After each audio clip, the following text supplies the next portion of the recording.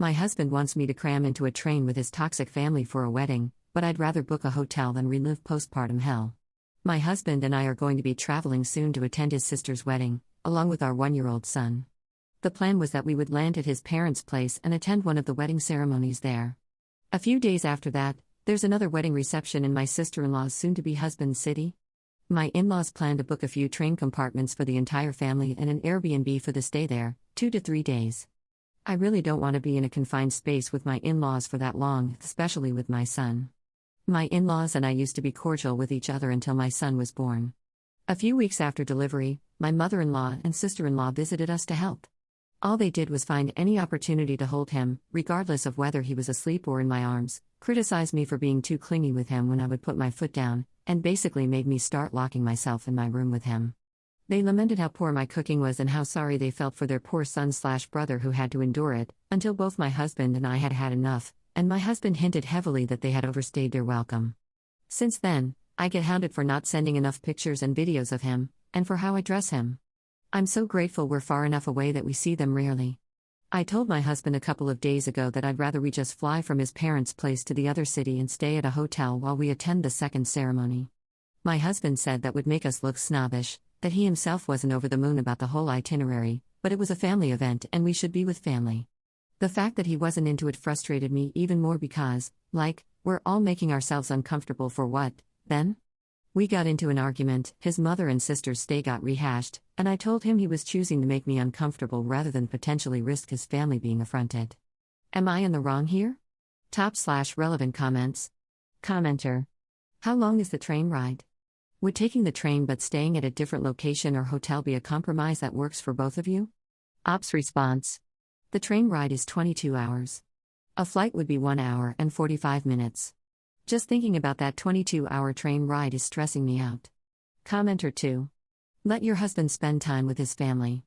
Make the flight and hotel arrangements for yourself and your son. Let him deal with the fallout. They already treat you poorly, who cares if they think you're a snob?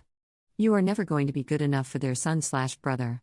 Why bother trying to keep the peace, as so many people love to make others do? They didn't care about offending you by trash-talking while you recovered from birth, which, WTF, they would not have eaten if it were me because I would not have cooked for them. Both now and before, your husband failed you. Do what you want and let him do as he sees fit. Maybe don't bother going at all. Your sister-in-law doesn't seem to like you, so why bother supporting her? Ops response. Thank you so much. I'm really glad to read the comments here. His comment about it coming across as snobbish gave me a bit of pause, but honestly, the train trip and the 3 days at the Airbnb have been on my mind this entire time. I'm going to take the flight there, even if my husband wants to take the train. I really want the 3 of us to stay at the hotel together, though. I'm going to insist that we stay at a hotel again. Update 2 days later. After reading the comments on my original post, I decided that taking the flight with my son rather than the train was non-negotiable. I also hope to convince my husband that the 3 of us should stay at a hotel. I brought up the topic with him again and said that a 22-hour train ride wasn't fair to our son. He's been doing really well recently with his sleep cycle, and disrupting that for my in-laws' sake wasn't right, regardless of what they ended up thinking. I was firm about it. He finally agreed. I thought it meant my son and I would be taking the flight and my husband the train, but he said he'd be taking the flight with us. He said the long train ride would be horrible for him without us, and that his family would bring up me taking the plane, and he didn't want to be around for that. I was really happy and decided to bring up hotel accommodations, and he agreed to that too, saying that his family was already going to be mad at us for taking the flight, so at this point, we might as well make ourselves comfortable. When he told his parents about this, they did not take it well. My mother-in-law complained about how everyone was looking forward to playing with and entertaining our son, that it was a family event, and it wouldn't be fun without us. She even suggested to him that I could take the plane and my husband and son take the train, but my husband shut that down, saying that our son doesn't react well to having his normal routine disrupted and that we'd see them there. So that's that. This has been such a weight off my shoulders.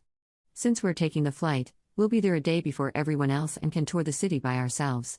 I also hope we can avoid having to go to the Airbnb for everything. They're going to expect us to have breakfast/lunch/dinner with them, but I'd rather we do our own thing for the meals, at least breakfast. But still, this has been such a relief. Thank you to all those who gave me advice in the original post. /relevant comments. Commenter. Not the jerk, and wow, the mother-in-law wants a 1-year-old on a 22-hour train ride for her own entertainment? Tell her to rent a baby or get a dog, that's just insanity. No one in their right mind would be okay with 22 hours on a train with a baby unless it was absolutely unavoidable, like if you were fleeing the country. Commenter 2. Make it crystal clear to your mother-in-law that access to your son involves being polite and respectful toward his mother. Otherwise, she is looking at years of very limited contact. She needs to understand that her current methods are backfiring on her badly. Ops response. We already have limited contact by virtue of where we live, thankfully.